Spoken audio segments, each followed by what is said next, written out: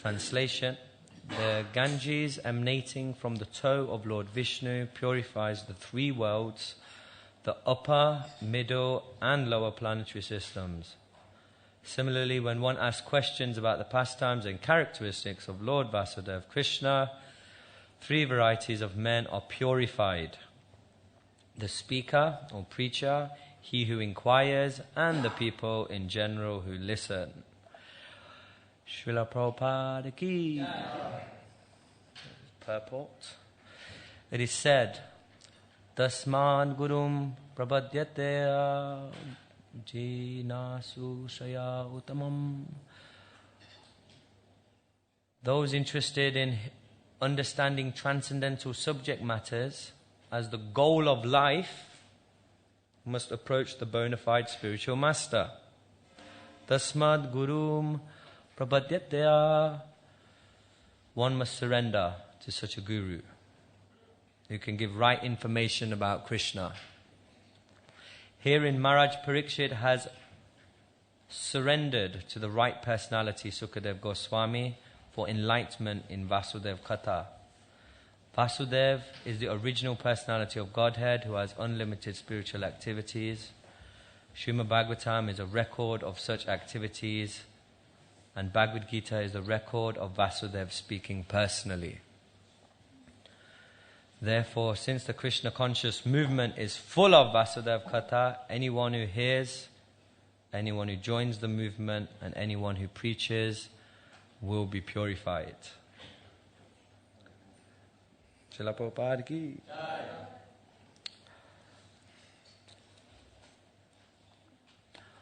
Om Jnanatimirandasya Jnananjana Salakaya Chaksuran Militam Yena Tasmai Shri Guruve Namaha. Namo Om Vishnu Padaya Krishna Prastaya Bhutale Srimate Bhakti Vedanta Swaminiti Namine. Namaste Saraswati Deve Gauravani Pracharine Nivese Sunyavadi Paschatya Desatarine Vancha Kalpatarubhyascha Kripa Sindhu Bhayevacha Patitanam Pavanebhyo Vaishnavebhyo Namo Namaha. Jai Shri Krishna Chaitanya Prabhu Nityananda Shri Advaita Gadadara Shivasadi Gaura Bhakta Vrinda. Hare Krishna Krishna Krishna Hare Hare, Hare Rama Rama Rama Hare Hare. Hare Krishna Krishna Krishna Hare Hare, Hare Rama Rama Rama Hare Hare. Thank you. It's nice to be here. I'd just like to seek the blessings of everyone, and especially senior devotees. Hopefully I can say something that is useful. I asked the question the other day, no, it was a few weeks ago, in Hungary, to one of our senior men, that what's the qualification to sit on the Vyasasan? How much scripture should you know? Because I'm known for not reading much scripture. And so what's the qualification? And he gave a nice answer. At least it was comforting for me. That is, by Srila Prabhupada's blessing, he's allowing us to speak on the Vyasasan. And the devotees allow you to speak. Shri Radha Gokula Nanda ki, Sitaram Lakshmana Hanuman ki, Shri Gaur Nitai Bhagwan ki. Because according to caste Brahmins, there's such a high standard, but by the grace of Srila Prabhupada, he's allowing his followers and disciples and grand disciples and initiated devotees to say something. So thank you.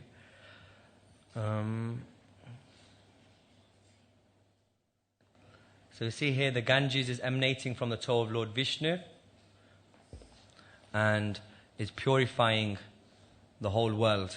So this is the power of the holy name also. An example is given in Ajamir's pastimes.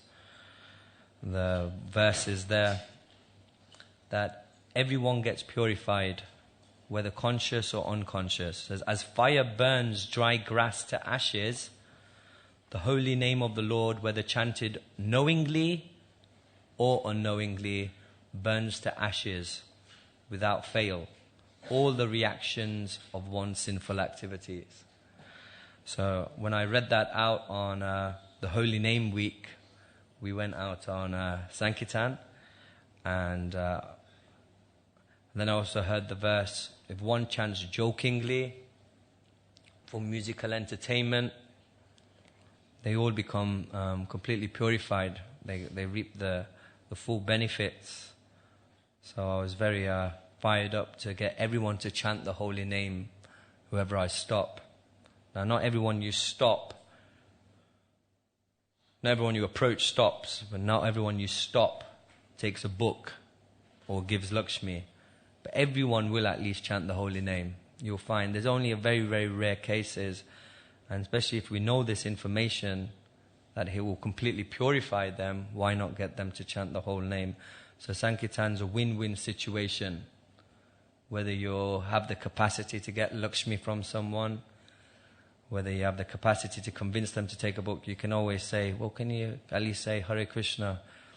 Can you say Gauranga? Especially if you can get them to chant the whole Hare Krishna Mahamantra. It's very, very beneficial. And because we just read the pastime, I was very fired up to get everyone to chant. And then what happens is, after a week or so, you just want to get the book out. You forget these wonderful gems that you can change someone's life. And then complacency comes in. And when complacency comes in, you don't think it's a big deal to give them the holy name. It's just, okay, can you help anything? All right, bye-bye. So but if we keep reminding ourselves how purifying the holy name is, the pastimes of Krishna, there's no reason why you wouldn't come to Bhagavatam class, chant the rounds. And so we're very fortunate to have this conviction and this sastric injunctions that are telling us how purifying it is to hear about Krishna. The world is in such a situation that we may sometimes get caught up in our own world, the Hare Krishna world. And if you don't go out much, or you don't hear much what's going on in the world, you may think that generally people are pious and people do believe in God, but actually very, very few people actually have any real understanding of God. When I went home for a little while and spent a bit of time looking at atheist YouTube videos, and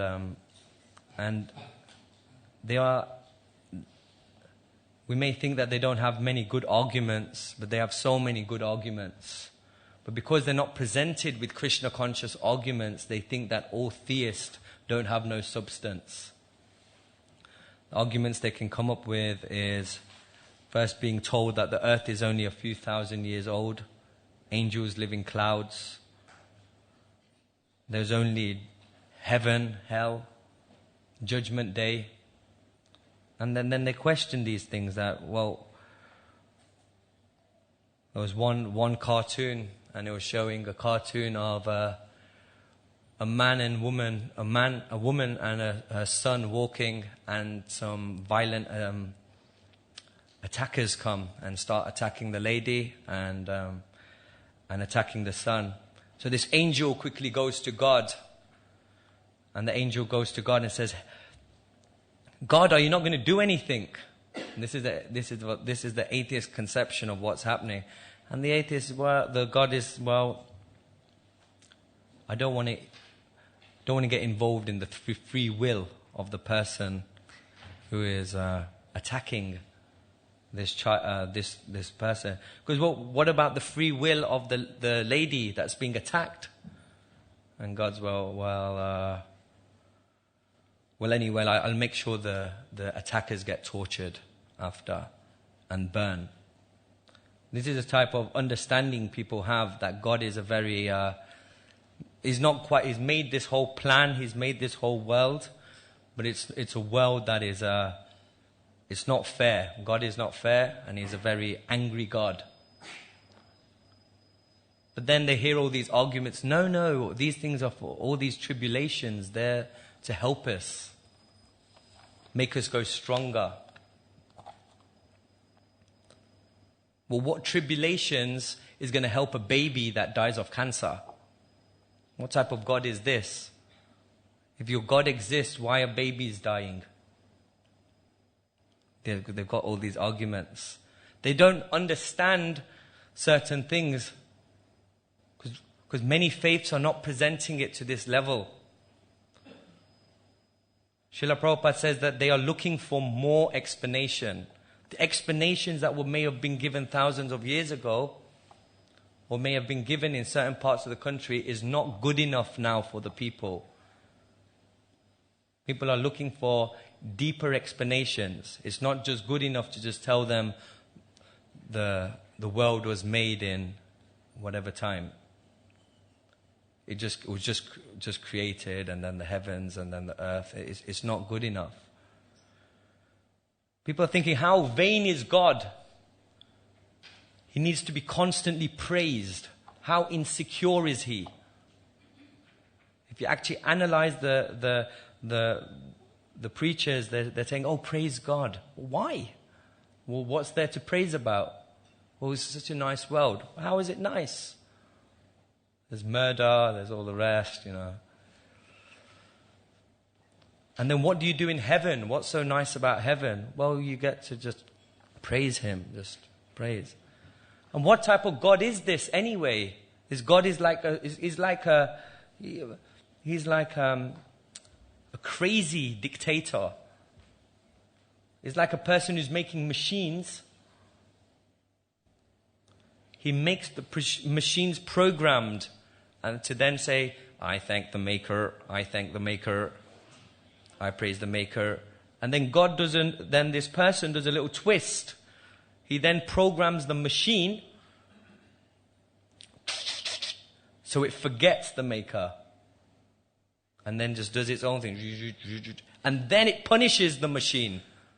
Then how come you're not praising me? So that's how people are seeing.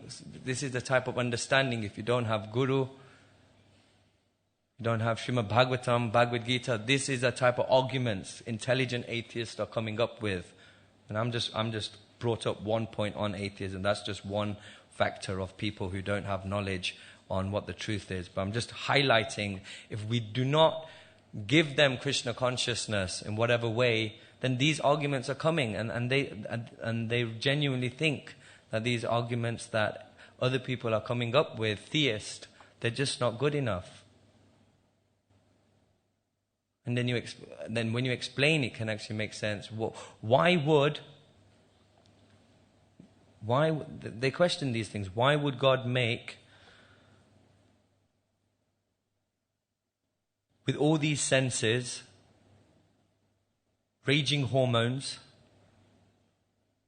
and then say that no adultery, only for procreation?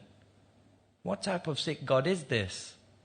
These are the type of points people are making. But what they don't know is, first of all, about karma. They don't know about this. That karma will harm you, supporting the chicken farmer, want to alarm you. They don't know this. Yeah? They don't know about that God is not just wanting you to praise because he's vain, because he's insecure. Actually, the vain is someone who wants worship and praise when he's not worthy of it. But he is actually worthy of it. And anyone who worships him, the pleasure he gets from the worship, he gives more to the devotee. This they don't know. They don't know that Krishna is fully perfect. This Krishna conscious, Krishna's love is there at every single moment. And that he had to give us this free choice, free will. And then this is the loving relationship. And nor is there just heaven and hell. They all exist. The white light exists. Karma, you turn into a human, animal, become a ghost. Whatever your conscious state is, you will attain without fail. So this is very high class information that we have and that we can share with others. Anyway, there's so many arguments out there. And you may think, I've presented these arguments. I sent a few videos off to a couple of devotees. And then one devotee said to me, well, these arguments are generally they're not arguing against us. They're arguing against a certain faiths that are being presented. I go, no, because that's the only faith they know about that is actually existing in this world, because we're not actually presenting our information enough. I mean, we are, but we can do more, because if you see these arguments that atheists have on any videos, they're not arguing with Krishna conscious arguments. The Krishna conscious arguments are very, very solid.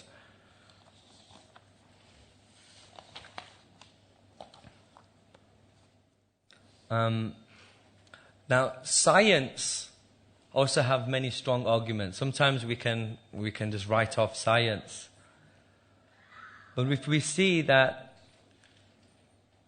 the point is that the modern science do not have the correct information. And sometimes I asked a question to His Holiness Dhanavir Swami Maharaj when he came to Scotland. And I was asking, well, they seem to have correct information. They do have correct information relatively. And because they present that relative information correctly, we think that everything that they're saying is correct. So that's why people are impressed by scientific information, because they're not being presented with necessarily the proper Krishna conscious information. And whatever they're presenting has a little bit of truth in it, so people are enamored by this. I'll give an example. So this is about 4 or 5 foot, I think. And this room is probably 10 foot, maybe more. Sorry, how tall is it? 20 foot? Huh? 14 feet. And this? Less than 3 feet. Okay, I've seen things from a different perspective. Okay, so someone would say, okay, anyway, just for argument's sake now, this is 3 feet tall, and this room is 15 feet.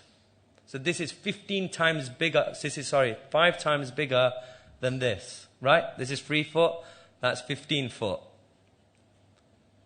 Now the scientists may present that information that this is 5 times bigger than this, but they may have their initial calculation wrong.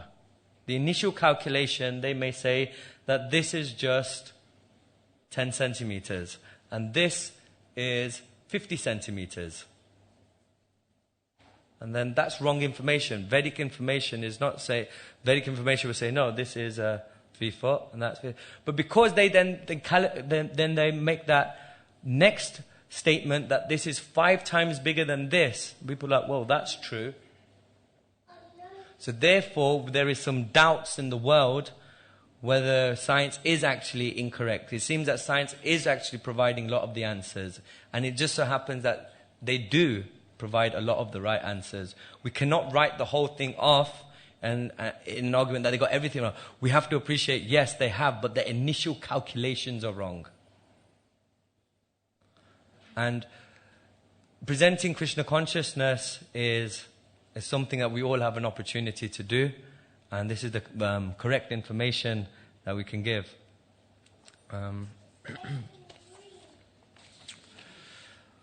So anyway, we've got a lot of great wisdom to give.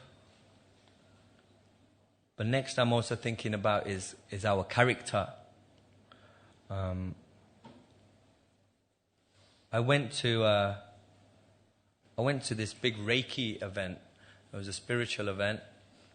And I was invited to do a bit of kirtan just as the introduction for the program. And I had a little stall as well. And then I was with another senior devotee. And then they started their meditations. They were doing their own meditation. The lady was it was like guided meditation, and but it wasn't. I personally didn't feel it was going anywhere, so I just kept with the shop. I was just sorting out a few Garanga badges and a few things like that. And while everyone was quiet, I was fiddling around, and then one devotee said to me, "Quiet, just." I was like, "Oh, all right." And then afterwards, I said, "Prabhu, I'm sorry. I'm sorry for making noise." And he said something very profound. And he goes, "Don't walk around here with a superiority complex, thinking you're any better than these people. Don't think that you are better than them. We may have higher philosophy than them. They may be doing some type of meditation that's a bit like, okay, what's this then? All the devotees, oh God, these guys are out of it. But, and I thought that was very, very powerful. And he goes, if you're making noise during their meditation, then they will lose respect for you, and they won't take seriously what we have. So then I thought about that, and then I was looking around, and I actually genuinely felt that people are actually nice out there. They're not completely out of it. This is one atheist video that I watched, just to mention one more. And they're just talking about how people are just perceiving them. When we say, oh, he's an atheist, oh, he probably just wants to enjoy, probably sense gratification. And they made this whole video that there's one person, he's going to church, and he's asking his friend, "You coming to church?" And he was like, "No, not really, I'm an atheist." He's like, "Oh, okay." And then he sits down with his wife, and he says, "Oh God, you didn't know he's an atheist? Oh, we can guess what he's up to then, can't we?" And then we sometimes have this whole image, this whole idea. And anyway, it shows him, they have got this whole bubble of thought. And then he opens the door, and he sees his wife. And he says, "Go on, get me a flipping drink," And then he's got like big communist like leaders as framed pictures. And he cuts a goat, drinks the blood out of that, and then parties all the time. So sometimes it can happen, especially in our minds, some superiority complex, and arguing with hard arguments. But there is something to be said about developing good character. And does this Krishna consciousness purify us completely? It's saying here that by hearing about Krishna and chanting about Krishna, it does. It purifies us. Does Krishna consciousness solve all problems? Yeah. Well, it's an interesting question. One devotee, Adoksaja Krishna Prabhu, when he was in the Bhakta program in 1980s, he spoke to His Holiness Dhanavir Maharaj and says, does Krishna consciousness solve all problems? And Dhanavir Maharaj says, yes, but not sloppy Krishna consciousness. So that's interesting, and because I'm coming to a point where I'm reflecting and thinking, what have I been doing for the last whatever years, and I realize that my progress has been slow, and now due to some neophyte enthusiasm, I'm now trying a few of these things, but there's these subtle things that are holding us back. When I say us, I'm just generalizing here. And two things that my meditation is on lately is that service has to be unmotivated and uninterrupted to completely satisfy the self, as a Bhagavatam verse. So unmotivated. So are we actually really genuinely trying to please Krishna in the services we're doing? Is it interrupted? And then sometimes we may be, no, but Prabhu, I live in the temple. Or, I do a full day. I wake up, I do my chanting, worship the deities. I go to work. I'm a nice gentleman at work. And then I come home. I do a little bit more chanting, speak to the devotees, speak to the family, and go to sleep. It's full. It's constant.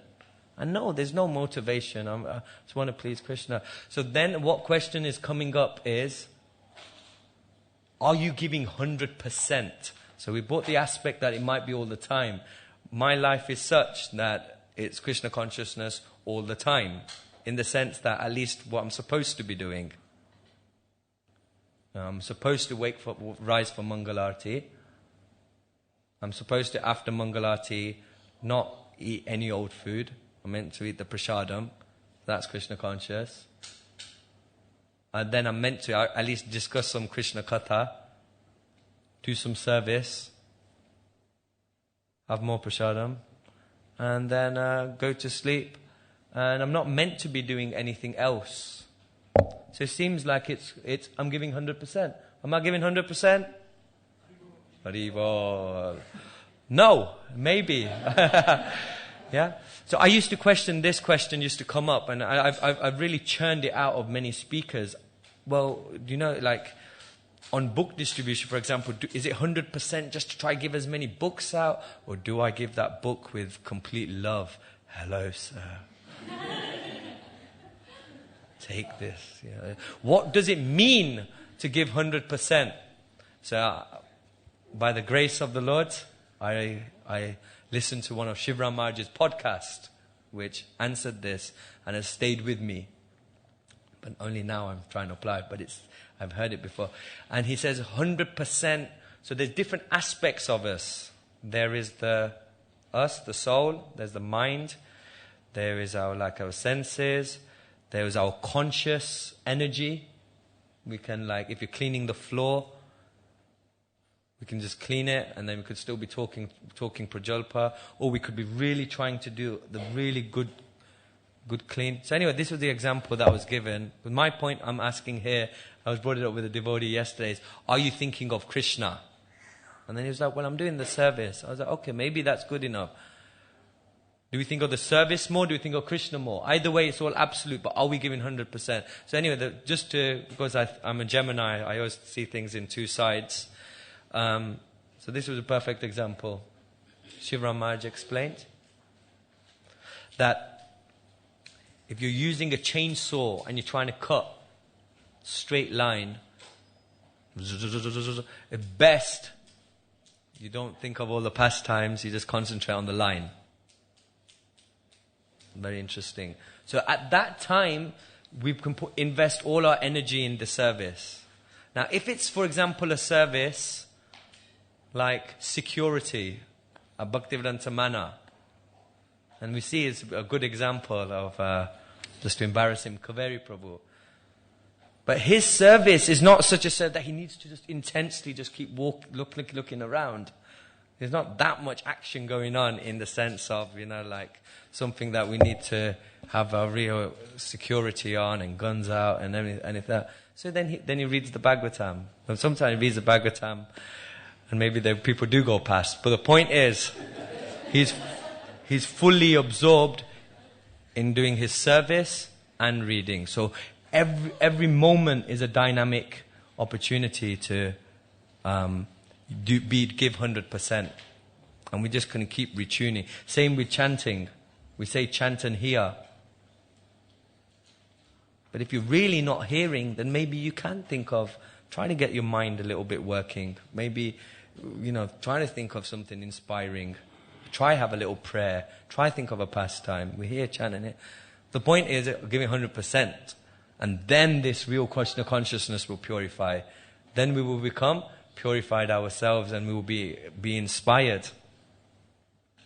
And you hear a little bit about Krishna consciousness and you will be inspired. Certain things will stay with you forever, and especially if you act on them. That's why Krishna conscious discussion is good. Actual Krishna conscious discussion. Something that is beneficial. Speaking something that's beneficial, pleasing, truthful, something sastric, with the purpose of pleasing Krishna, with the right motive.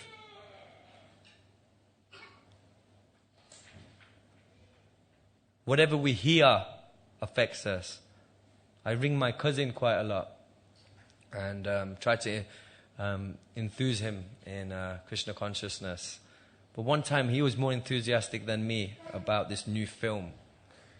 And he was just like, yeah, you're right, Gurudas. Anyway, Gurudas, just one thing. I watched this next level film yesterday. I was like, okay. And then he says, anyway, just quick one, because I know you're into horror and stuff. I was like, okay. And then he says that there's 3 friends on webcam, 4 friends on webcam, and they're all on and then this 5th person comes on, and they don't know who it is, and they just can't get rid of it. Yeah? And he was just explaining the whole Shri Shri Radha Gokulananda ki, Sitaram Lakshma Hanuman ki, Shri Shri Gaurnitai Bhagwan ki. So he was explaining with such enthusiasm, and they go, there's this 5th person, and they don't know who this 5th person is, and they're saying, do you know who it is? No. And they just can't get rid of it. And then I was like, intrigued, well, who was this 5th person? Anyway, I'll leave it there. Maybe you're intrigued. Yeah? So anyway, there is the whole story. I won't go through the whole story, but yeah. I was enthusiastic. Oh, well, really? And then he goes, yeah. Anyway, it was the 5th person was some ghost that was one of their friends that was trying to kill them all. And then my friend, then he ended the conversation. Then I go, anyway, how's Krishna going? I go, yeah, all right, but tell me more about the film. They're like, what happens? Enthusiasm. Someone presented to me Navavraj Mahima with enthusiasm and explained how Krishna is lifting Govardhan Hill. When Krishna lifts Govardhan Hill, it's not just he lifts the hill and no, first he speaks to the cowherd boys. And the cowherd boy says, and Krishna presents his argument, I can lift Govardhan Hill to protect everyone. And they says, you can't do that. Prove it to us that you can even do something like that. So then he knotted 2 trees together. And when the cowherd boys were impressed, then they said, okay, now you have permission to lift Govardhan Hill. Now, this is enthusiastic. This is inspiring. When I heard that, I never heard these little details in Krishna consciousness. And then Krishna then goes into a cave and then lifts the whole of the mountain. It's not just soil and worms coming out from a big hill, like some pictures may be. Actually, it was very beautiful. It was like peacock feathers, and there was crystal, and he lifted it, and it was very, very nice under this hill. Very beautiful. Not even an insect got killed in this pastime. And it says how all the gopis were looking at Krishna. And our idea is, when we hear about these pastimes, that the gopis are just, everyone's getting to look at Krishna. But no, the gopis were married. Gopis were married ladies. And it was embarrassing. They had like their mother-in-law next to them. So they're just sometimes they're looking up and like, no, what are you looking? No, nothing. And it was so interesting. So then I got an interest. Well, I have to read this Navavraj Mahima. This was just one conversation. One devotee said to me, and then I heard pastime. I heard pastimes of. I particularly, and this was actually since I was young, but I found it very fascinating. Mahabharata, especially the Krishna part, even though I had a hodgepodge understanding, but I really liked this idea that Krishna's Devki Atmaputra, the 8th son, is going to kill Kamsa, and then he kills Kamsa, and then he releases Devki Mata. So in Navavraj Mahima, Shivram Maharaj has got all of the reference from all of the acharyas where he's got all this wonderful information, and it explains that when Krishna comes to free Devki and Vasudev, in the films it shows Devki and Vasudev goes, oh, Krishna, and then they embrace him like a son. But actually it says first, what does Devki and Vasudeva? They just stare. They're just in complete awe and reverence. They see Krishna as Bhagavan. And they don't know what to do, and it's just, they're completely astounded by Krishna's greatness. And he's the Supreme Personality of Godhead, Bhagavan. But then Krishna covers them after a little while with this deep Yog Maya. And then they see him as their son, and then they embrace him. And so anyway, this is very, very enthusing for me to hear. And then, what did that manifest to? Then I went to Hungary by the mercy of the devotees. And then I managed to even do there's a replica of Vrindavan in New Vrajdam.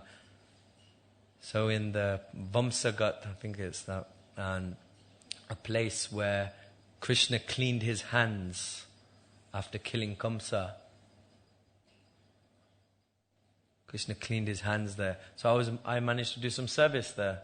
I weeded the place. It was just a little place, a few bricks. I did some weeding there. And I felt more closer to his pastime. And now I'm sharing it with you. And maybe you share with someone else. This is the purifying thing about this Krishna conscious, hearing these pastimes. And another interesting one I find is very, very beautiful. Is Krishna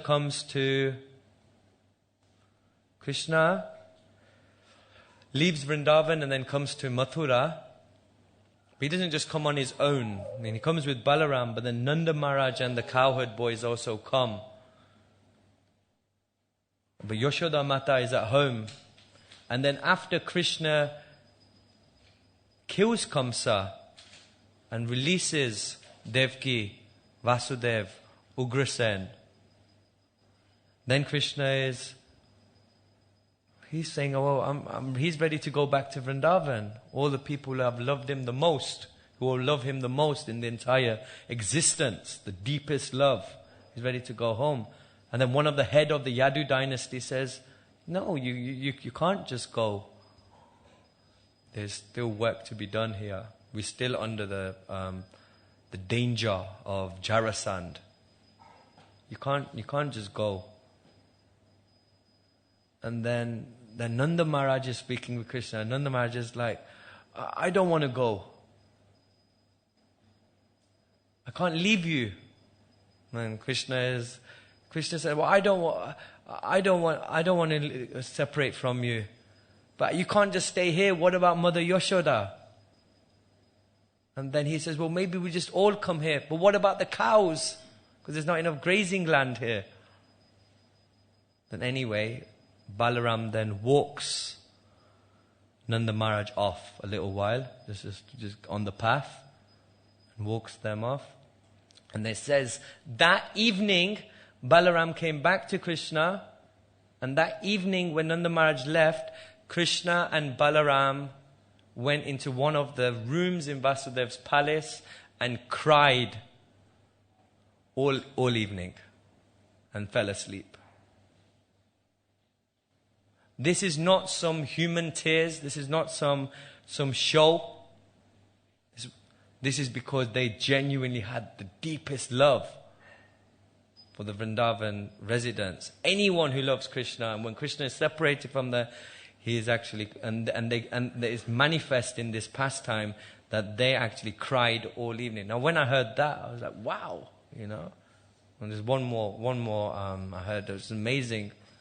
And for me, it was just amazing. Well, I told my mom and dad, they were like, okay. When Vasudeva was with baby Krishna, and he's going along in the Ganga, the Yamuna, and the Yamuna split. I don't know if it was before or after, but he was taking them to swap with Yashoda's baby. It says that Krishna needed to relieve himself. And it says Vasudeva then placed him on a rock, baby Krishna. And Krishna then relieved himself. Because to this day that rock exists. And it's got some golden treacle there as well. It's called Mutarstan. Right? Wow. I'm just thinking, wow, just such what I find so amazing about this is that we even worship the rock that Krishna urinated on.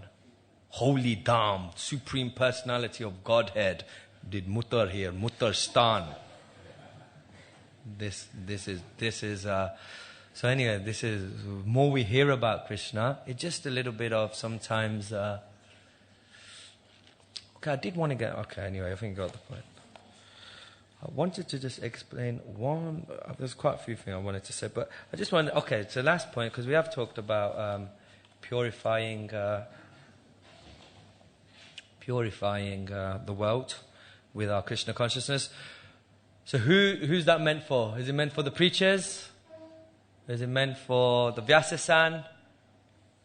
Yeah, it's meant for everyone. We all have a way to present this Krishna consciousness. Dev Bhakta Prabhu gave us amazing stories yesterday. How he was as a nurse and preaching and chanted this Hare Krishna mantra to this baby that was leaving the body. And then the mother met him in Rath Yatra, and she was fully in a sari after a couple of years, and she was a devotee. Either way, we have some ability to give Krishna consciousness. Yeah? If you don't spread Krishna consciousness, you spread something else. I want to just read this one quote by Srila Prabhupada. And I just want to just finish on the last point that we can all be ourselves. Yeah? Whatever we are, we can be ourselves and present Krishna consciousness. People like for you to be yourself. No one likes for you to be fake. The only time you need to be someone else is if you're trying to impersonate Michael Jackson and you're in his Thriller show or something. That's the only time someone may want you to do something else. But people want you to be yourself, but potent, engaged, mind, body, intelligence in Krishna consciousness. This is Prabhupada's, he speaks about this being yourself. Whatever you know, you just apply it. You dovetail it in Krishna consciousness. Krishna does not say that Krishna does not say that you have to become like this, like that, then you can serve him. Does not say. Just like this cow. Just see. What does it know? He's an animal. You see? But the calf knows to brush his head and tongue like this, in love. It is doing and Krishna accepting. That is expert. First of all, find out what is easily done by you. Don't take anything which is not easily done by you. You find out what is your occupation, what you can very nicely and easily perform, and do it for Krishna. That's all. Is that clear? Expert. This is expert. Expert does not mean that I do not know how to drive motor car and now I will have to imitate somebody. Oh, I shall become driver. Why? If you do not know driving, why should you attempt driving? Whatever you know, you just try it. That business and try to satisfy Krishna. If you know driving, that's all right. But don't take. My Guru Maharaj explained that you haven't got to learn anything extra for Krishna's service. Whatever you know, you just apply it. Then you become successful because our time is very short. So we also hear the opposite in sometimes that we can be empowered to do things that we weren't doing before. In the principle of surrender, Prabhu. Just do it, Prabhu. So that's there. But it's just interesting that Srila Prabhupada is saying, Bhaktisiddhanta Maharaj is saying, time is short. We all do have a certain talent. We all do have a certain psychophysical nature. But somehow present this Krishna consciousness. My Guru Maharaj is very merciful to me. And he already has outlined that because you don't have to preach too much. You just just let Prabhupada preach. Yeah, get the books out. Then that's nice. Because he knows I have some ability to maybe convince someone. To give a little bit, take a book like that, and.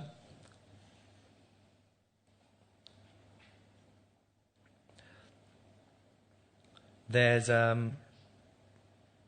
so many people doing so many services, And if you really do get into services, you do start getting enthusiastic, watching your programs grow, your Namahata grow, your little preaching program grow, whatever your service is. It's very enthusing to see it grow. But then what happens with that? When someone else is doing some service, you also think, oh, I wish I could also do that.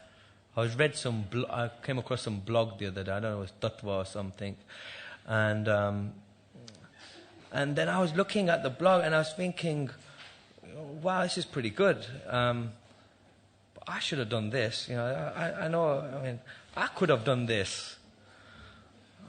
And I look at it, then I looked anyway, he's only doing one once every month or 2 months, but it's built up. And then I was just thinking, no, you probably can't do this, your writing skills not good, it's like, then I was just, oh God, I'm so useless. But then I thought, no, think positive. I don't need to do it.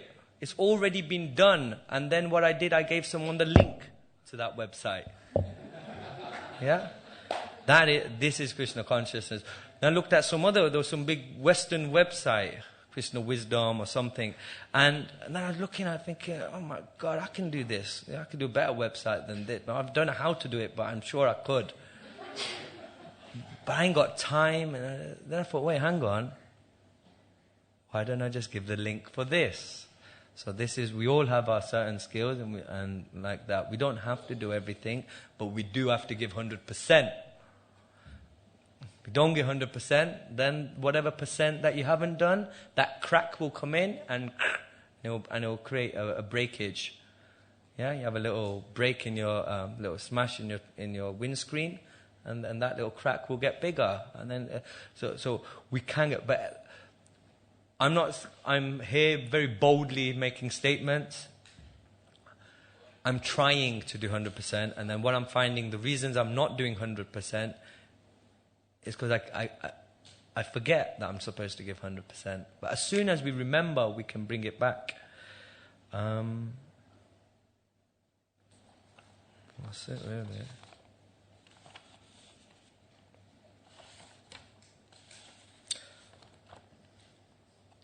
Any comments, questions, digestions, indigestions? Srila Prabhupada Jagat Guru Ki!